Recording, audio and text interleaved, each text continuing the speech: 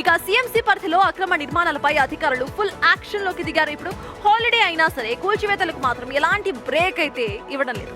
కోర్టుకు వెళ్లి స్టే తెచ్చుకునే లోపే అక్రమ కట్టడాలన్నింటినీ కూడా నేలమట్టం చేసేస్తున్నారు. ముఖ్యంగా నాలాలు, పార్క్ స్థలాల్లో వలసిన నిర్మాణాలపై ఫోకస్ పెట్టారు. ఇప్పటికే నిర్మాణంలో ఉన్న 26 బిల్డింగ్స్ ను కూల్చివేశారు. ప్రభుత్వ స్థలం కావచ్చు లేదా నాలా కావచ్చు, పార్కు కావచ్చు, అక్రమ నిర్మాణానికి నో ఛాన్స్ అంటున్నారు సీఎంసీ అధికారులు. హాలిడే రోజు కూడా కూల్చివేతలు కంటిన్యూ అవుతుండటంతో అక్రమ కట్టడాల యజమానుల్లో టెన్షన్ స్టార్ట్ అయింది. ఈ డ్రైవ్ ఇక్కడితో ఆగుతుందా లేక మరింత స్పీడ్ పెరుగుతుందా అన్నది చూడాలి.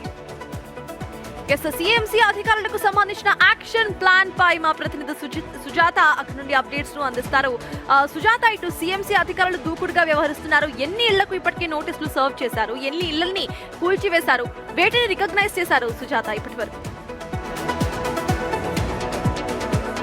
దాదాపు 12 ఇళ్లకి నోటీసులు జారీ చేశారు. 26 బిల్డింగులకి పైగానే నేలమట్టం చేశారు నిర్మాణంలో ఉన్నటువంటి వాటిని. ఎవరైతే ఇళ్లలో నివాసితులు ఉంటున్నారో వాళ్ళకి సంబంధించి నోటీసులు మాత్రమే జారీ చేశారు. అంచయ్యనగర్లో 7 అంతస్తుల భవన నిర్మాణం కూలిన తర్వాత పక్కనే ఉన్నటువంటి మరో 7 భవనాలను కూడా నేలమట్టం చేస్తున్నారు. ఇప్పటికీ వాళ్ళని ఖాళీ చేయించారు.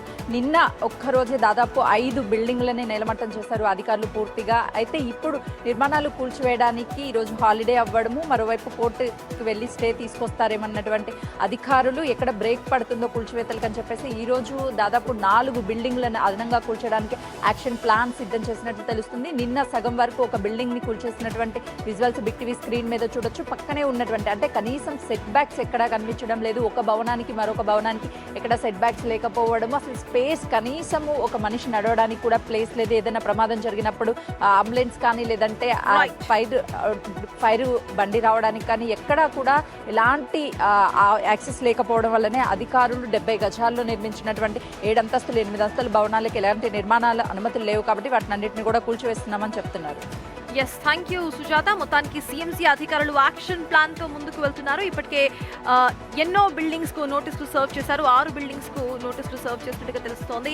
ఇక మొత్తానికి సీఎంసీ యాక్షన్ ప్లాన్ ఇప్పటికైతే కంటిన్యూ అవుతుందంటూ కూడా సమాచారం.